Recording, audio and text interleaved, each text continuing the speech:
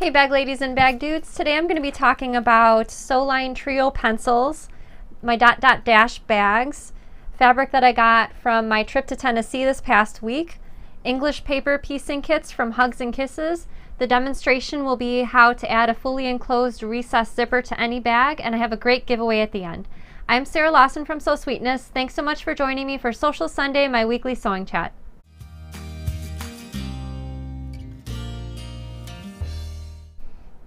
Hey everyone, I'm so happy that you're here with me tonight. It's really great to be back. We had a shipping break / vacation this past week, so we missed 2 of the live shows, and I'm really excited that we have a show on tonight.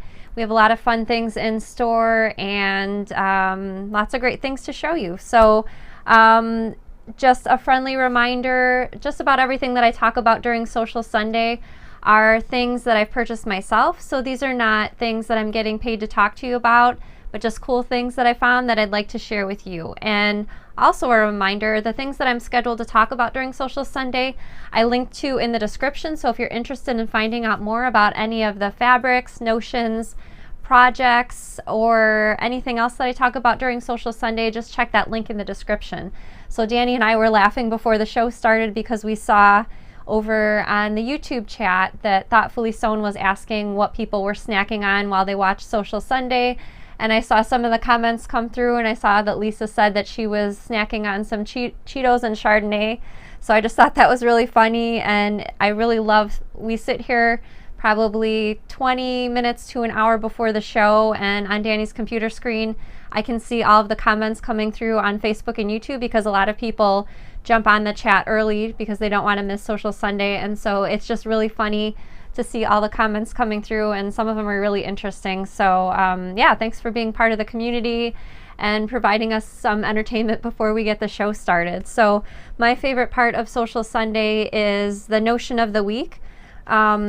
This week I have this Sewline Trio pencil to show you, and I've been familiar with Sewline pencils in the past.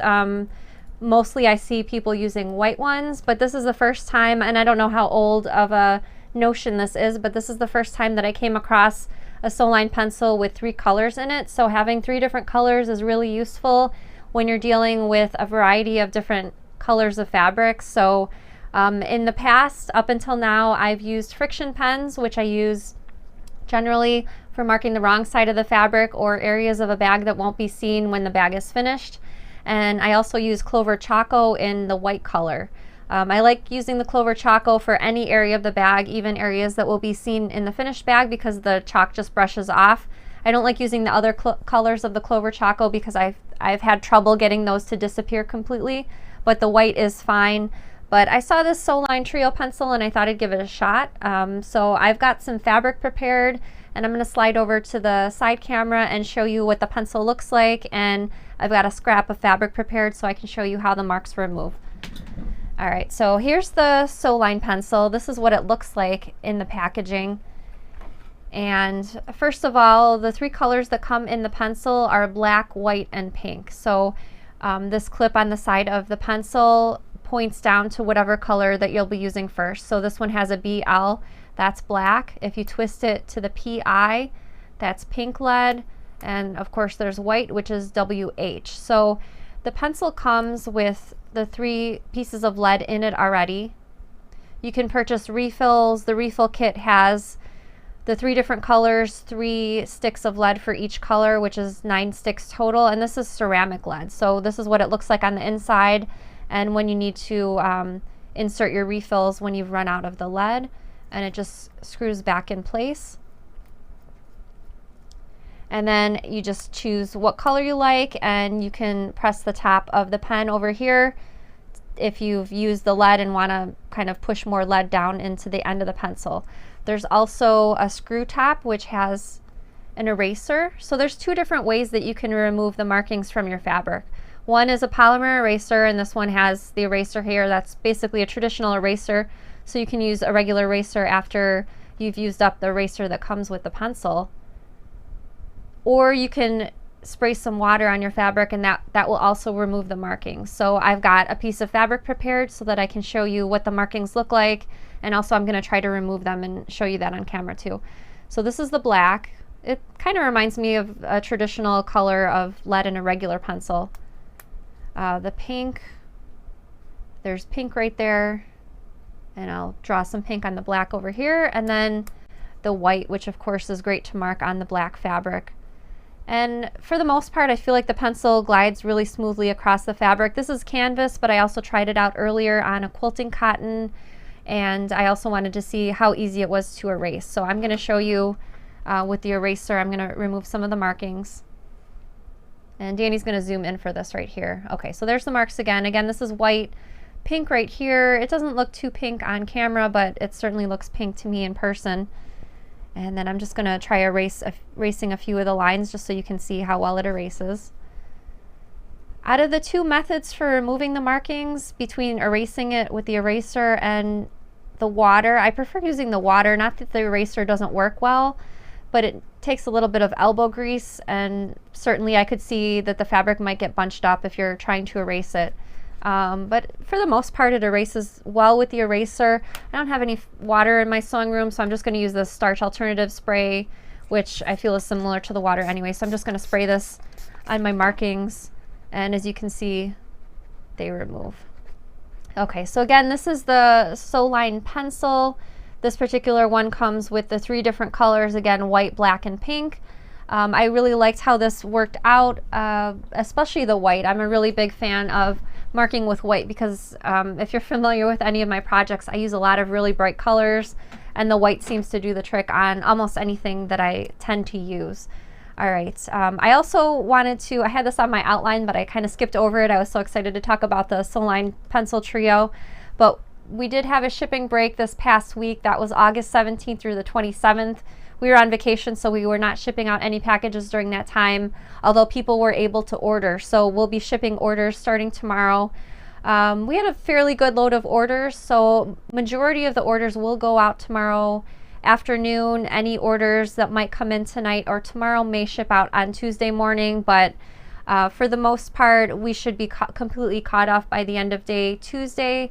In regards to shipping out orders, normally we try our best to ship out all orders within 24 hours of a customer placing an order. So we'll be getting back to that regular schedule in a couple of days. And all of the Tula Pink fabric is now completely back in stock. So if you were waiting for any of that, it's on the website now under the shop tab, Tula Pink tab. Her next fabric line is called Zuma, which is sea creatures. So seahorses, jellyfish, seashells, that kind of thing. That's coming to us sometime in September, and we'll let you know on the show and on social media as soon as we get those in stock, because those are really pretty colors, and I'm excited for those fabrics to hit our shop as well. All right, Danny's favorite part of the show. So today we're starting with my favorite, which was the notion of the week. Now Danny's favorite part of the show. We're asking all of the bag ladies and bag dudes to go ahead and let us know. Type in the comments now, either bag lady or bag dude. And we are super proud of the bag making community. We have some fun things that we're cooking up for you this fall, and we'd love it if you join us in the Facebook group if you're not already a member. The link is in the description to join the Facebook group, and it's a ton of fun. People post photos of their finished Sew Sweetness projects. They post bag making related questions when they come across deals for interfacing. I saw a few people posted their deals that they found in the Facebook group, so those are really exciting. And I think I saw a photo come through the group earlier of someone who went thrift store shopping and repurposed some really cheap bags that they found by taking the hardware and zippers. So all of that kind of thing is welcome in the group, and we hope you'll join us there if you're not already a member. So while we were on vacation this past week, I admit I did not get any sewing done. I didn't even do any hand sewing, but right before we left, I sewed a few bags for the next 4-pack video bundle. That's coming August 31st, so just a few more days, but I wanted to show you the bags that I made. I made the dot dot dash bag, and it comes in 2 different sizes. So the dot dot dash bag is actually the very first pattern that I ever sold in my online shop. So that came out in January of 2013. The original pattern just had the one size of the dot dot dash bag. That was the size large. Let me show you that one right now. So this was the original dot dot dash bag. So it's got the 5 zippers on the front and the recessed zipper at the top. However, a few years ago, I decided to add a smaller size version to the dot dot dash bag. So both of those sizes are included in the pattern, and this is the size small, which actually I think I designed this originally with violet in mind because it's a smaller bag, but it's actually grown to become my favorite size out of the 2 bags. So this one only has the 1 zipper on the front, and again, the recessed zipper at the top, and this one is a fully enclosed recessed zipper. So if you've made my dot dot dash bag before, you'll know that that recessed zipper has a small gap on either side. This recessed zipper is fully enclosed, and actually the demonstration for tonight, later on in the show, I'll show you how to add this type of recessed zipper to any bag that you're making. And this bag also has an adjustable strap, which I'm a huge fan of. So I have a question for you. Let me know in the comments. I'm curious which size of this bag seems more your style, the small size or size large. And I noticed, I was thinking before the show that size large actually fits my laptop. It would fit some file folders or notebooks. So let me know in the comments, either small or large, which size you prefer out of these 2. And I have to admit, I know I usually encourage people when they make bags not to point out their mistakes. I don't know if you do this, but when I teach sometimes, people are quick to show me their finished bag, but right away they point to the mistakes that they made. And I think most people, including me, would not notice those mistakes, but I'm breaking my rule, and I have to admit that I used a cotton lawn for these 2 bags, and I've never used cotton lawn for bags before. It's commonly used as a garment fabric, and I did stabilize it a little bit extra with Pollen Shape Flex before I attached it to the foam, but I noticed it was a little bit wrinkly in the finished bag. I think I did the best I could, but that Shape Flex just, for whatever reason, didn't completely make everything look smooth, but I really wanted to use these fabrics for these bags. The fabrics were designed by Allison Glass because this particular print is a border print, and I really, in my mind, I really wanted to use the sort of silhouette of the flowers for the bottom of the bag, and the rest of the border print, which was a solid color, for the rest. I mean, I'm really happy with how the bags turned out, and I'm definitely going to use the small one for my personal bag.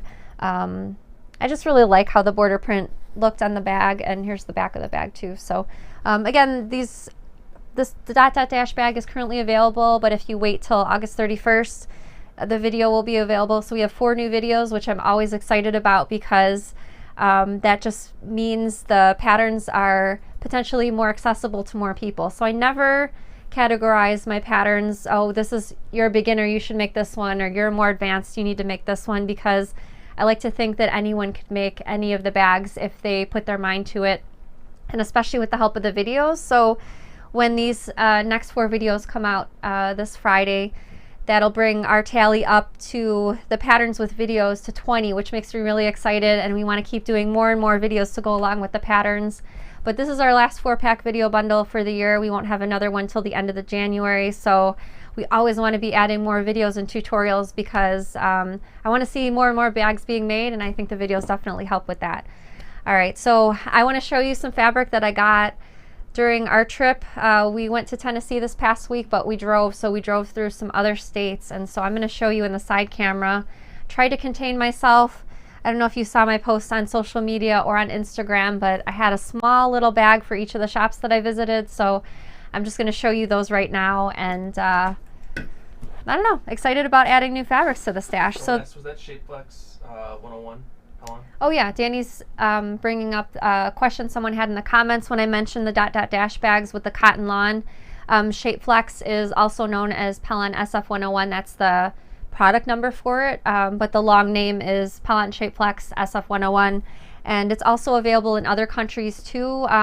Particularly if you live in Australia, the Pellon brand is known in Australia under the Legacy brand name, and Legacy also has very, very similar item numbers for the same products. All right, so I'm going to slide over and show you the first little bundle of fabric that I got. This is from Crimson Tate in Indiana, in Indianapolis actually, to be more specific.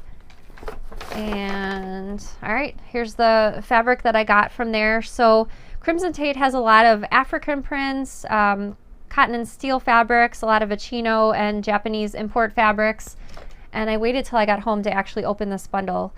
It's solid canvas prints, but they're actually embroidered. So these are actually embroidered by the manufacturer. And so this is kind of a little unboxing and a little surprise for me because I haven't seen them up close yet either. But this pink one, so this one's got a fox on it. and sort of a ball print. Again, this is designed by a chino, and these are all canvases. Oh, this one's really cute. Like I said, I hadn't seen these before I opened it up. I just kind of was able to peek through the bundle. So a chino has a fabric print with a deer wearing glasses, and there's some polka dots on there. So this one's also embroidered similar to the fabric. And I love the bright colors of these in particular. So this is another fox with the ball print. This one's a great sort of mustard yellow color. And I really wanted to get these because I thought they'd make cute little pouches and other small accessories. Let's see. I can tell this one has a bird on it. Oh, this one's really cute also. So this has a little bird on a triangle, and there's some other birds interspersed throughout the fabric. I think this one's going to be another bird with triangle. This one's a turquoise. I see polka dots, so this must be another deer with some polka dots on it. And this great purple print, another bird. This one's sort of a royal purple. And there's a couple of neutrals as well. So again, these are designed by a chino for Coca Fabrics. I got these from Crimson Tate, and I picked up a few. Violet is a big fan of picking up little fat quarters when we go shopping. So these are some fat quarters we got. These are both a chino. So here's that deer with the polka dots. This one's a metallic. And here's another sort of an antelope print. And this is the one that Violet picked out for her personal stash. Some tossed fruits. All right, so those fabrics were from Crimson Tate. If you're interested, if you live in Indiana or would like to visit Crimson Tate in your travels, the link is in the description. The second fabric shop that I visited was in Franklin, Tennessee, and this was called Stitcher's Garden. And this particular shop had bolts stacked halfway to the ceiling. There was an incredible amount of fabrics there. So I picked up some fabrics from... Can you zoom out a little? Sure, you could zoom out a little. Thanks, Danny. These are designed by Anna Maria Horner. These are actually reprints from her fabric line called Good Folks. And we also picked up, this one's for Violet though. This is another Anna Maria Horner print from her newest fabric line. And then Violet chose a few fabrics, of course, unicorns, and she picked out this batik. I'm not sure, maybe we'll make some pouches or something, a small project with these two. And then I got two prints from Amy Butler. So this one I've had my eye on for a while. I just hadn't purchased it yet, so when I saw it in the shop I thought, oh, it's a sign, I need to buy it. These are both really large scale prints from Amy Butler. So here's another one. So this is sort of a vertical print with the flowers and the vines going down, and this one's really huge as well. And these fabrics were all from Stitcher's Garden in Franklin, Tennessee, and the last shop that we visited was Craft South, and that was in Nashville, Tennessee. So I'm a t-shirt wearer in my daily life, so I purchased this Craft South t-shirt. I already wore it once. Nice and comfy. And here's some of the things that I purchased from Craft South. So this is, I'm a big fan of text prints. This is a canvas text print, so it kind of has like stamps from letters and note writing on there. This one caught, I think, both me and Danny's eye. This one's a floral canvas, so it's kind of like a natural color background with the floral prints. And then I got, well, this was sort of more at the suggestion of Violet. I'm not sure what I'll do with it, but maybe headbands or something. These are hand-dyed twill tapes. Aubrey Hyde is the designer of these. Violet picked this cute little pin out. It's a unicorn. Let me take it out of the packaging is really cute too. It's a little cork stopper on there. So this is Violet's unicorn pin. And then I got these really cool, I guess, decorative pillow kits. So this is printed fabric that you cut out, and you can either sew it right sides together and stuff it, or you can use it. There's other suggestions are a tea towel, a cushion, a doorstop. But this was a fox, and I just liked the design of it. There were other animals available as well. And the last thing I got from Craft South was this underwear making kit. I've not really made underwear before, but it seemed really interesting. I actually saw it on their website before we went.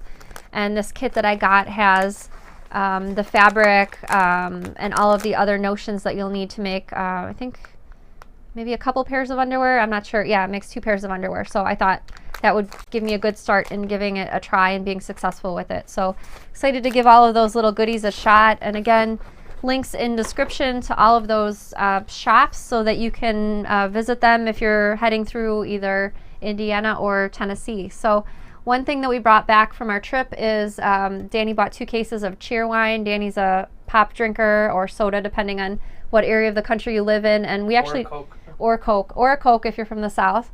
But we don't have Cheerwine in the Chicago area, but we always find it when we go to other states like Wisconsin, or we found this, where did we find this? In Tennessee, or was it in Ohio?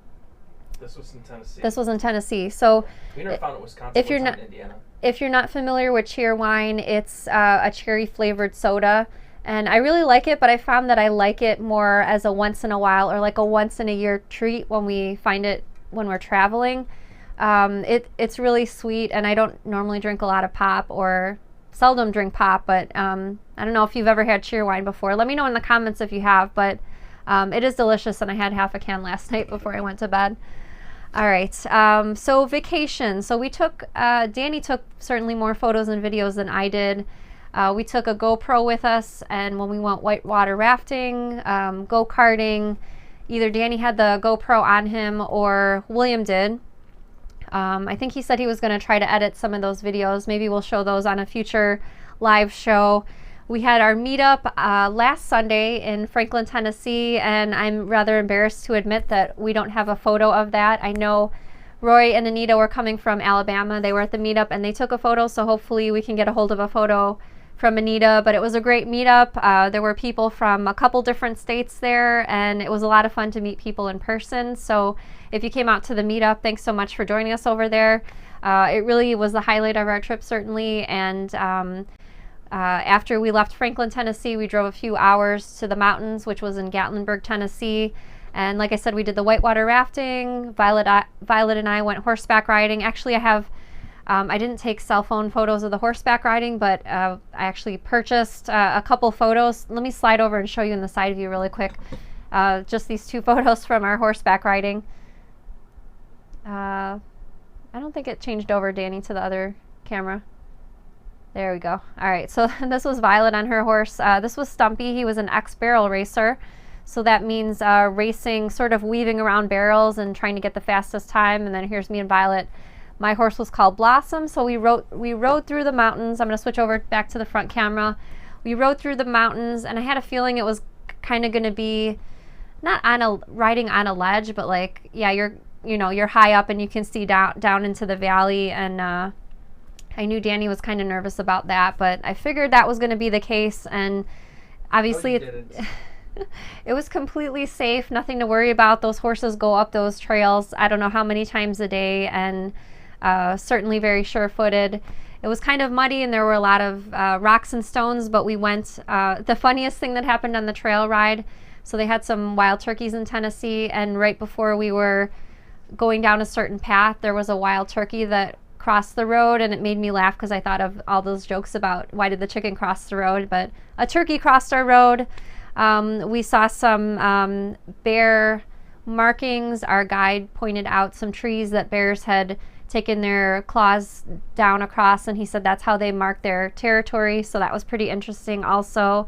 And it was a great trip. We stayed in a cabin in the mountains. The views were amazing. We actually shared the cabin with another family to keep the costs down. I linked, in case you're curious to see what the cabins look like, I linked to in the description where we stayed in Gatlinburg, and that was in the Great Smoky Mountains. We definitely go there again. It was a great view, and every night, actually it was funny, every night bears came through and went through the garbage cans, and they were quite big bears. Some of our friends got the bears on video and on camera. But they were really big, and they were determined to get through that garbage, and I think Danny said a bear even walked off with a bag of garbage when somebody came and scared the bear away, so that was pretty funny also. So we'll try to get some more photos and videos in a later live show if Danny has time to edit some things. Things. Frothy Monkey meetup, how we don't see anyone at first. Danny's reminding me to tell a funny story regarding the meetup last Sunday. We had it at a coffee shop called the Frothy Monkey. We arrived about 10 minutes early, and we asked the host, we said we were having like a casual meet up with some people. We weren't sure how many people were coming. And I asked Danny, I said, how many people should we ask for a table for? And he said, I don't know, maybe 8 to 10 people total. So that me, Danny, and both of our kids were there. So that's 4 of us right there. So he was asking for a table for 8 to 10 people total. And I overrode his call, and I asked for a table for 10 to 15. But I was like, gosh, I hope somebody shows up, because how long should we sit here in case nobody shows up? And I was like, saw no one at first. Yeah, I told Danny, I was like, maybe we'll stay till 7:30, just in case nobody shows up. But I'm going to feel kind of embarrassed if we ask for this table for 15 people and nobody shows up. So they spend about 5 to 10 minutes getting a table ready for us upstairs. And the host came back downstairs and he said he had prepared a table for 10, but there was another group up there. And when that group left, perhaps they could bring a few more chairs over for us, for our group. And he said it was a sewing group that was up there that would be in the same area that we would be in. And I said, oh, we're actually part of a sewing group also. And he said, yeah, the group is here for Sarah Lawson. And I said, oh, well, that's me. So there were actually people that were there already upstairs, and here we're downstairs waiting for a table. So I thought that was hilarious. And we're kind of downstairs sweating like, oh, is anybody going to show up? Or are we going to look foolish? And everyone was upstairs already. So it was a really fun trip. And like I said, great meeting people in person, and hopefully we can do it again sometime. I saw in the comments before the chat, people were asking if we found a house. We did look at some houses with our realtor Lois, who watches the show also. We didn't find quite the right house, but we're not in a rush, and something will come, when it's meant to be, it'll happen. So I have a question for you. Let me know in the comments. Our drive home yesterday from Tennessee was a little bit over 9 hours. Me and Violet got car sick on the way home, which I felt really sad for Violet, because 9 hours is rough when you're feeling nauseous the whole time. But let me know in the comments, what is the most amount of hours you've flied or driven for a trip, either a vacation or for business? Let me know in the comments. I hear Danny laughing already, so maybe there's some funny things coming through the comments. You but said flied. Flied, oh, flown, sorry. Thank you, Danny. I meant to say flown, but I wrote down on my list flied. So it took us 7 hours to get from Chicago to Franklin, Tennessee, which was the first portion of our trip. It took us almost 4 hours to get from Franklin to the Smoky Mountains in Tennessee, and it took us over 9 hours to get home. The most that I've ever driven was 12 hours was that to Virginia, Danny? Do you remember? Yeah. 12 hours was the most I've ever driven. I'm not a good driver. I don't like being in the car for that long, and I don't know. It was rough. I admit it was rough on me, and still today I feel a little bit queasy. We went in the car. We were in the car today for literally 5 minutes, and I was sitting in the front seat, and I told Danny, I was like, I'm not sure I can be in the car. I still feel kind of sick. So hopefully tomorrow I'll be back to normal, because we are out of milk and toilet paper and all that stuff, and I need to go to the grocery store. All right, so in lieu of the book review, because sometimes I swap out pattern reviews for book reviews, I'm going to slide over to the side screen, and my pattern review this week is for some new patterns from Hugs and Kisses out of Australia. Okay, so this is a newer series from Hugs and Kisses called In the Round, and so this is a series of patterns. I only purchased 4, but there's a lot more available on the website. Again, link in the description. And these are all English paper piecing projects, so that's hand sewing if you've never done any English paper piecing before. And these are all for projects that can be placed in a hoop and decorate your sewing room with when you're finished. They're available both as patterns and as kits. So the kits contain not only the templates, but also pre-cut fusible applique papers, which is what I personally use for English paper piecing. So if you've not done any English paper piecing, it's really easy to get started, and there's some basics on the Hugs and Kisses website. But these are all the pieces needed to complete the project, and they're all pre-cut. All you do is attach them to your fabric, and you're off to the races. So this is the first one that I chose, and let me show you the other 3. And I'm just trying to handle them carefully because all these tiny little papers are inside. I think this is probably my favorite out of the bunch, and I like that it's not a lot of pieces, but it looks really detailed, and I like the hand sewing around the curves as well. So here's the 3rd one that I got, and I really love this clamshell one as well. Anyway, so my review obviously is short because there's not a lot included, but all of the requirements are on the back of the pattern, and if you choose to get the kits, your fusible applique papers will all be inside with the pattern as well. And this is Hugs and Kisses out of Australia.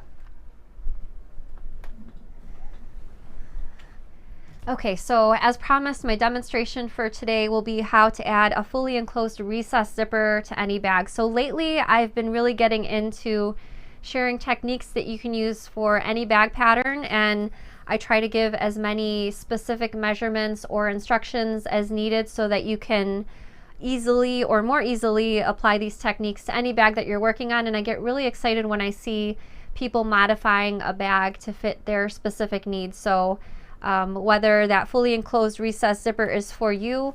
Again, let me show you what I mean by the fully enclosed recessed zipper. So this is that dot dot dash bag that I showed earlier, and that's what the recessed zipper looks like. So you can use either a handbag zipper, which is what I did here. So it's got the, sorry, my screen is backwards, so it's hard to tell where that pull is exactly. You can use either a handbag zipper for that or a regular number 3 dress skirt zipper. Either is fine, and as you can see, it fully encloses so that you don't have any items coming out of your purse by accident, like your keys or some coins. So what you'll need to use this tutorial for the bag that you're working on is you'll need to assemble the exterior of the bag and the lining of the bag separately. So that means sewing the sides to the front and the back, getting everything assembled for whatever bag pattern that you're working on, and you'll do the same thing for the lining. So the first things that you'll need in addition to sewing your bag together using the pattern that you're working on, I'm going to show you really quick in the side screen the additional items that you'll need. So you'll need to cut 4 pieces of fabric. My side panel on the dot dot dash bag is 3 inches wide. So that's this top bit over here. That's the side panel. That was 3 inches wide before sewing the bag together. So for that, I cut my strips 1 1/4 of an inch wide, and you'll cut the length of the strips the same length as the front and the back of the bag. So you'll just need to measure your front and back of the bag fabric, and that'll be the length that you'll cut your strips as well. If you're working on a side panel for your bag that's wider than 3 inches, so mine was 3 inches. If you're working on a side panel for your bag that's 5 inches wide, instead of cutting your strips 1 1/4 inch wide, you'll cut them 2 1/4 inches. And obviously there's other possibilities for different widths of your side panel, but hopefully with those 2 measurements that I just gave you, you can figure out what you'll need to cut for your bag. So again, for a 3 inch wide side panel, you'll be cutting 4 pieces of fabric 1 1/4 inch wide by the length of your front and back pattern piece. If you're using a 5 inch wide side panel, instead you'll cut these pieces 2 1/4 inch wide, and you'll also want to attach Pellon Shapeflex interfacing to the wrong side of all 4 of these pieces. So that's all the extra fabric you'll need, and then you'll just need to add an extra zipper. So again, either a number 3 dress skirt zipper, which is what I have here, or you can use a handbag zipper. Either will work for this method, and the zipper will just need to be slightly longer than your strips of fabric. So basically slightly longer than the front and back piece of fabric for your bag. So let me switch back over to the front camera. Now that you know you just need those 4 extra strips with the extra zipper, I wanted to explain what you'll be seeing in the video. So the first few minutes we'll be showing you where I'm at in the pattern. So you should have, again, the exterior of the bag assembled already and the lining separately assembled. So you'll have an exterior and a lining not sewn together yet, meaning not sewn right sides together yet. The first part of the video is showing what you'll do with your lining to have this inside part for your recessed zipper, and then I'll also show you how you begin attaching that to the exterior of the bag.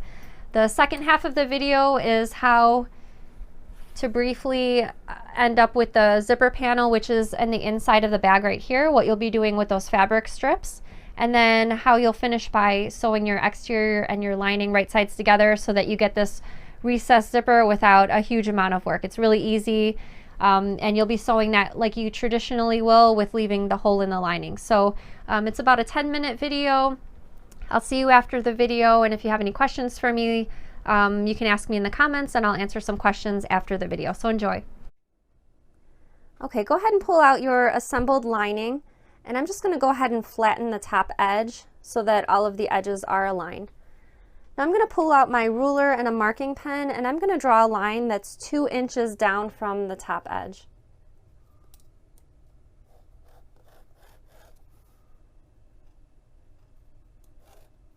Okay, make sure you keep the fabric flat still.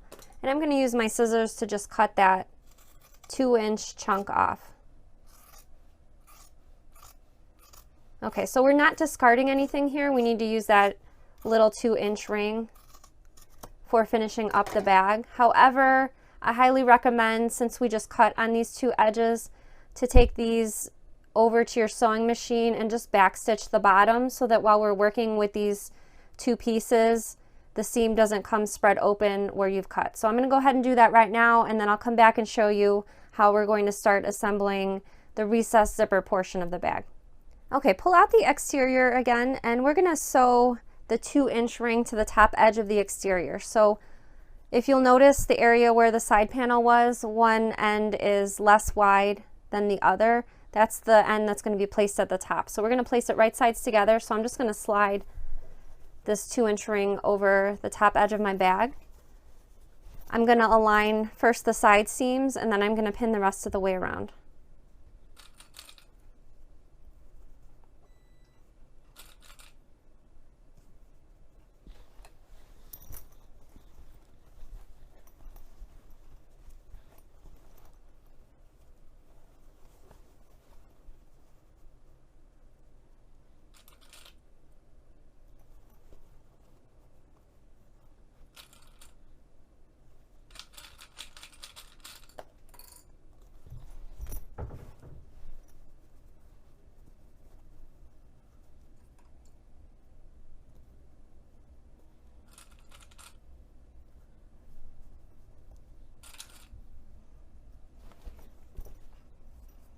Okay, so I'm going to take this over to the sewing machine, and I'm going to sew that top pinned edge using a 1/2-inch seam allowance. Okay, again, we're going to press the fabric away from the zipper.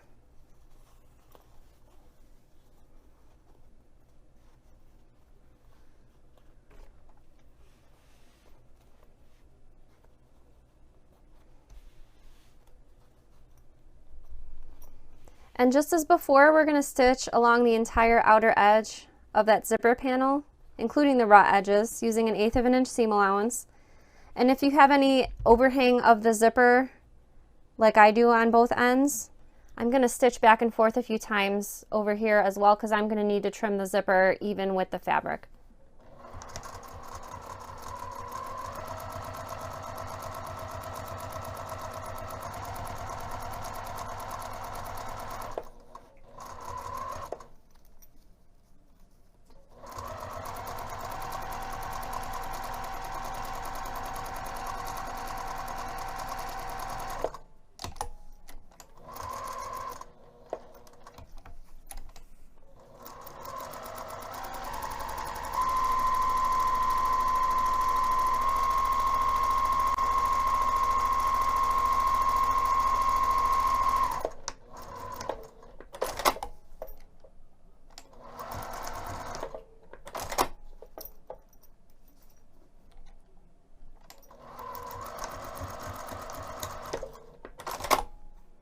Okay, so I'm going to just trim that excess zipper tape, and then we're going to be adding this zipper panel to the lining first.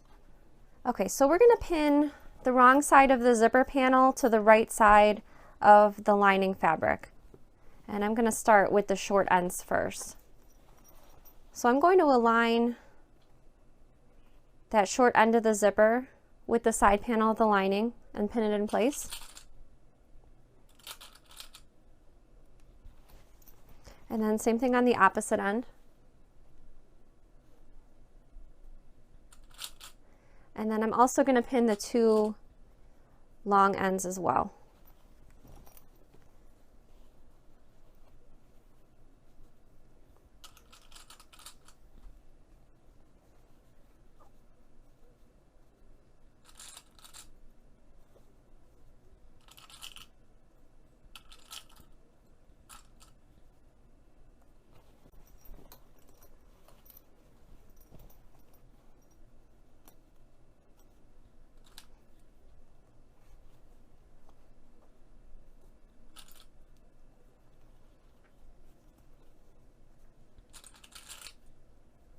Okay, I'm going to take this over to the sewing machine. We're going to use a 1/4 of an inch seam allowance, and we're going to sew one edge at a time. We're going to start and stop a 1/2 inch away from each end. So I'm going to start sewing here, stop sewing here. Obviously make sure you backstitch. I'm going to address the short end from here to here and then continue on the rest of the way around the zipper panel.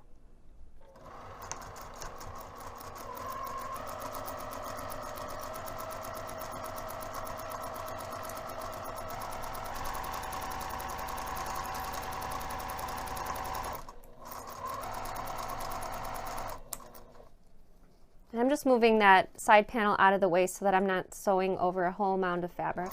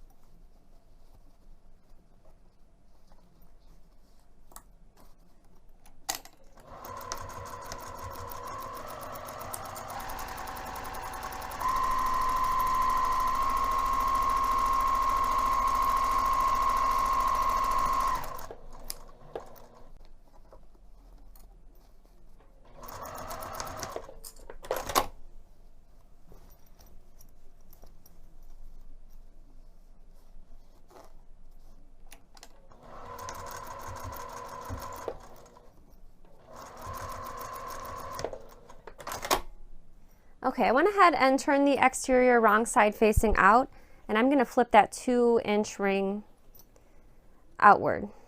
Okay, so we're going to be pinning that 2-inch ring right sides together with the right side of the zipper panel. So that means while we're pinning, the lining is on one half and the exterior is on the other half, and we're pinning it in the same manner that we did before for sewing the wrong side of the zipper. So again, I'm going to start by pinning the short ends.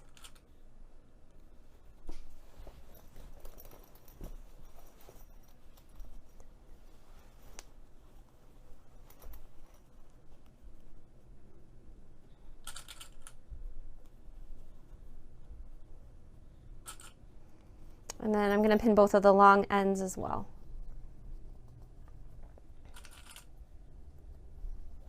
And I also want to mention, because I almost forgot, make sure that the zipper is at least halfway unzipped.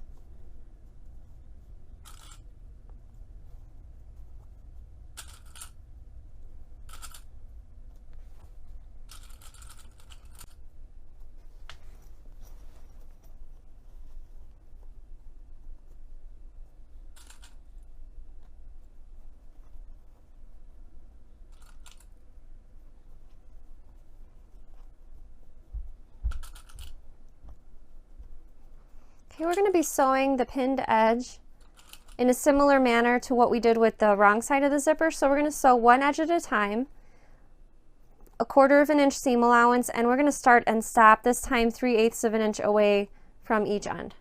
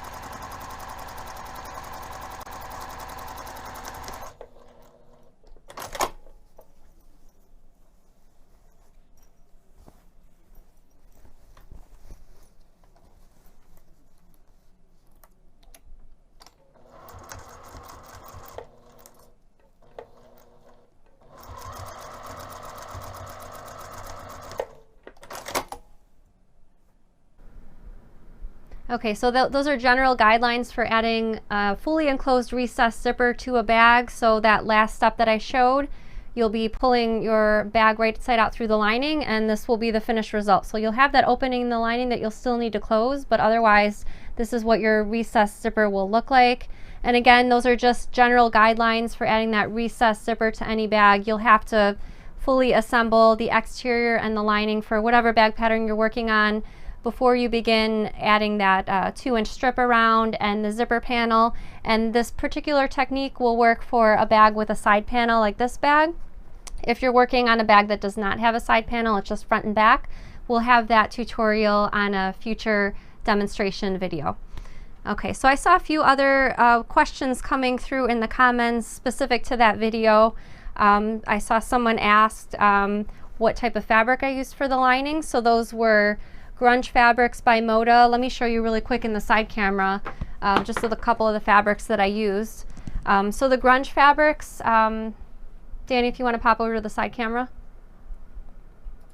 The Grunge Fabrics are basically quilting cotton solids with a bit of texture on them. So these are just two of my favorites, and I purchased these from Stash Fabrics, and it's really nice purchasing from them because they label the colors. So I bought a ton of different colors, and it's handy to have those labeled, so when I want to replenish my grunge stash, I know which colors that I need to order.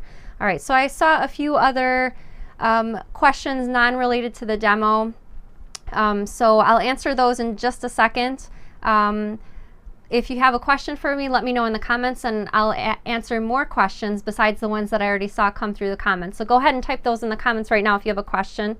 I wanted to announce the winner of last week's giveaway, or rather the last show, which was 2 Sundays ago. And the winner of that giveaway was Ghost Ranch. So congratulations to Ghost Ranch. I've contacted you on social media, and we'll ship off your prize as soon as we have your mailing address. A few of the questions that I saw coming through in the comments regarding that English paper piecing kit that I showed in the book review section, someone asked about if the paper was available so you could cut out different shapes rather than what was included in those kits. So that same company makes fusible applique papers in packs of 20. I have them for sale on the website if you're interested. They're in the Notion section of the shop, and these are 8x10 sheets of paper. They can go through your printer, which is what I do for mine. So one side of the paper is shiny. Oh, thanks to Danny for finding Marsha's comment. One side of the paper is shiny, which is the fusible side, and you actually print whatever you need to print on the side without the shininess. So you can print on them if you need to, or if you want to just trace on the papers as well, you can. I've mentioned these on the show before, but I like using these for both foundation paper piecing and English paper piecing because, not just because you can print on them, but they're water soluble papers. So traditional English paper piecing, normally I've seen people use cardstock, which you have to remove the papers after you're done. If you use water soluble papers, you just leave your papers in your quilt. You machine quilt or long arm the quilt, bind it. When you wash the quilt for the first time, the papers dissolve in the wash, which makes it really handy. You don't have to remove papers. In foundation paper piecing, you don't have to tear any papers away, which is really time consuming, and I really don't look forward to doing that. So again, these are fusible applique papers by Hugs and Kisses, and the same pattern company designed those kits. Pamela says, still would like to see the inside of the dash bag. Sure. So here's this one actually, oh, let me lift it up so you can see the inside. There's no pockets on the inside. If you would like to add a pocket, it would really be easy to add a zipper pocket on the inside using the same technique for adding the zipper to the exterior, but on your lining fabric. So if you'd like to do that, that would be easy enough. But it's just empty on the inside, no pockets on this one. Jane Young wanted to know, can the Appaloosa bag be downsized? You can do that. You can either do that on your home printer scanner by choosing a certain percentage and printing out your pattern pieces at those percentages, or you can take the pattern file to your local copy shop and they can help you do that, the resizing at the copy shop. For my patterns, I don't have pattern pieces for squares or rectangles, so I would recommend that you draw out the squares and rectangles so that you can downsize those as well as the rest of the pattern pieces. And you don't need to downsize pieces like straps, you can just leave those the regular size. I saw another question coming through about my iron because I think my iron made a brief appearance in that demonstration video, so let me answer this one really quick. I use the Singer Expert Finish iron. I think 6 years ago, I did an iron review for a website called Sew Mama Sew. I reviewed 5 different irons, and this was one of them.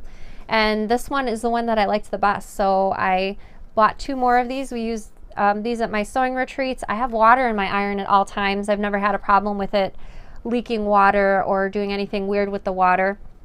And like I said, I've had this iron since 2013. So it's held up really well. I think it's reasonably priced. I think maybe around $65 or $70 for the iron that I've seen it for, and it's stacked up really well against other more expensive irons that I reviewed in my post. Another question, the purse I see right now is the Dash bag, and it will be in the 4-pack bundle. It will be. So this is the size small of the Dash. I showed you that large one earlier as well. And the other, I think I have the other patterns in the room too that will be in the 4-pack. So let me pull those out really quick. And again, the 4-pack's coming out this Friday, so that's August 31st. The Tudor bag's in there. So this is a what I'm calling a choose your own adventure bag. It's got a lot of details, so you can choose what you want to add to your bag or not. And everything's in the pattern and will be in the video, like these purse feet. Those are pretty handy. Camp Stitch a Lot will be another of the patterns, and I love the fabric that I chose for this bag. I think the large scale print came out really well. This bag holds a 12-inch by 18-inch ruler. There's clear vinyl pockets on the inside. So I'll show you more of these projects when we have the bundle ready. And the last pattern, Lilium laptop bag was the 4th one. This one also comes in 2 different sizes like Dash bag does. This is size small. And I actually used this when we went on vacation because I put my laptop inside of it. So there's my laptop in there. I've got my charger. There's a divider in this particular bag. So I've got my charger in one side of the divider, the laptop in the other. It's super well padded, not only with foam interfacing, but with 1/2-inch craft foam. So this laptop is not going to get damaged even if I accidentally drop the bag. And oh, sorry, I'm covering up my mic, Danny says. This laptop is super well protected in the Lilium laptop bag, and again, this is size small, so there's a bigger version available also. And I used this on vacation, and I was really happy to have a pretty bag for the laptop. Cheryl says, I was sewing the Cumberland this weekend. What is the purpose of sewing and of starting 5/8 of an inch on the zipper and the bottom panel? It's probably because I'm tired, but I'm drawing a blank. I know there's always a reason when I have you start and stop a certain distance from each end. I'm drawing a blank which section that you're talking about. I'm so sorry. If you want to email me though, Sarah@sewsweetness.com. I'm happy to answer that off camera, and that's Sarah with no H. I'm so sorry. Between the car sickness and we haven't had dinner yet, so I'm sorry. I'm just drawing a blank about that. Christina said, Sarah, would it be possible to add a zipper to the flap of the Edelweiss backpack? So I'm not sure if you mean like a vertical zipper, like a zipper like this across the flap, or if you mean like a zipper like the satellite bag going around. I think either one would be okay. You may want to, if you're doing the zipper on the edges of the flap like the satellite bag, you may want to consider slightly rounding out the flap on the Edelweiss backpack, just so your zipper is not I don't know, it might be slightly bulgy going around those corners, and if it was a slightly not as drastic curve, it might look a little nicer. So either one would be okay to do though. I can visualize a zipper either way. Lisa says, question, is there any other way to insert a zipper in the cotton candy pouch? So that's a good question. I've had people ask that before. So another way to add the zipper to pouches, and which you might be familiar with, is having a tab on each side. And then just sewing it to the top edge of the exterior and then the lining right sides together. The reason I did not do that for the cotton candy pouch is because the side panel kind of wraps around, so it's not just a front and the back. Because the side panel wraps around, I found it more helpful to have a zipper with a tail. And let me grab one of mine just so I can show you what I'm talking about when I'm talking about the cotton candy pouch. So this particular zipper has, I've got some bubble wrap in here. But this particular zipper has a little zipper tab, so that, as you can see, there's a zipper tail hanging off. The reason that I went with the zipper tail instead of having the tabs on either side is because for top stitching, I found it easier to have the side panel spread flat. And if you have the zipper tabs, that means when the zipper's open, it doesn't really open as flat as it does with the zipper stopping and starting on one end, if that makes sense. But it could be done with the tabs on either side. You would have a little bit of a finicky time when you're top stitching, when you come around to this end where the side panels are, because you would theoretically have your fabric, because the tabs would be there and it would be holding the ends together. It would be sort of you'd have kind of a point to get around over here rather than it lying flat. Hopefully that makes sense, but that was my reasoning over going with the tail for the cotton candy pouch. Kathy says, do you start and stop 1/4 of an inch or 3/8 of an inch from the edges when sewing, just because it's easier than keeping the needle down and just sewing around the whole thing? I know exactly what you mean. I actually saw some other questions coming through when we did that video. So for that particular instance, for that recessed zipper, the reason that you start and stop either 1/4 of an inch or 3/8 of an inch away from each end is you sew each of the 4 sides of the zipper panel independently. So you're not, the reason for the start and stop is, number one, so that the lines of stitching in the corners don't intersect. They basically just hit each other without intersecting. And when you start and stop either 1/4 of an inch or 3/8 of an inch from either end, you're able to kind of push the fabric back so that you don't have a big bunched up seam where you've got fabric bunched up and you're sewing over it. By starting and stopping, you can make sure the fabric is out of your way, and also so your stitches are not intersecting like this. They just kind of come to each other and meet. Hopefully that makes sense.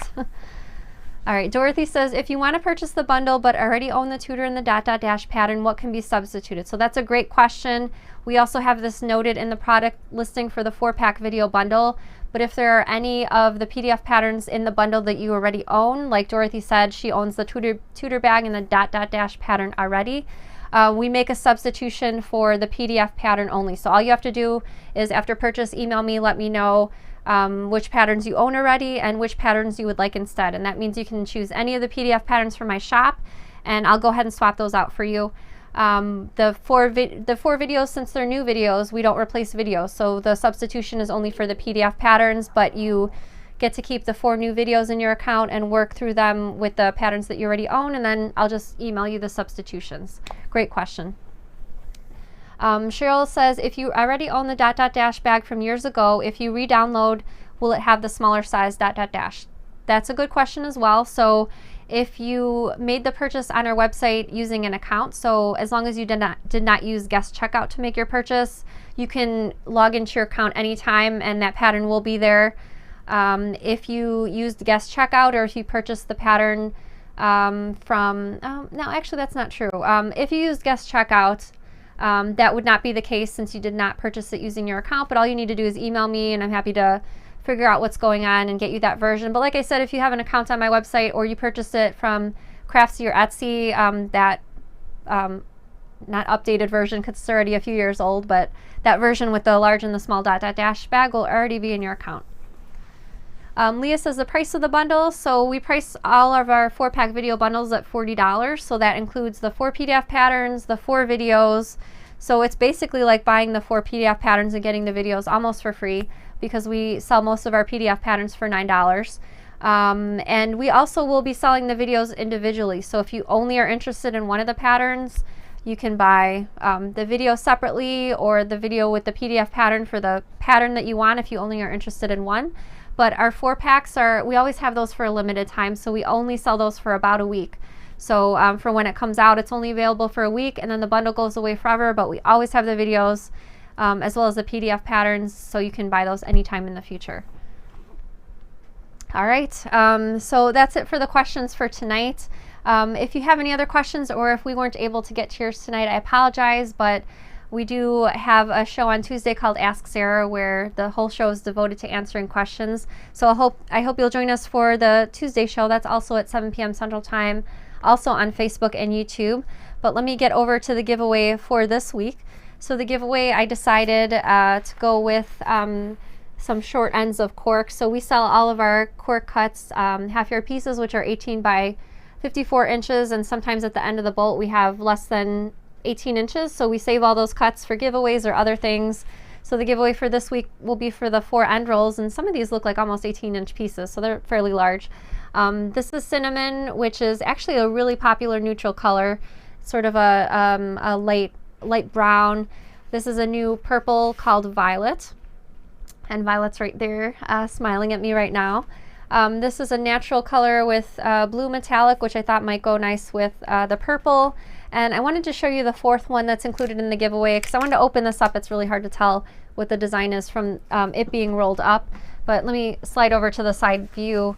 And this is Rose Garden, which is really pretty, and it's probably one of our most popular prints. So it's got a butterfly, it's got different flowers, and it's just a really nice print, and a lot of people are really interested in that one. So again, the 4 pieces included in the giveaway are right here, and all you have to do to enter the giveaway is answer a question for me in the comments. We'll choose one randomly drawn winner at the end of the week, at the end of the day on Saturday, and that will be the winner of those 4 rolls of cork. All you have to do is answer this question in the comments. Have you ever taught anyone how to sew? Just answer for me in the comments, and we'll choose one random entry from across all of our social media at the end of the day on Saturday. So thanks so much for watching Sewcial Sunday. I'm super excited to be back. I had a great time with you. Thanks for watching. We'll see you again next Sunday at 7 p.m. Central Time. Have a great week and happy sewing.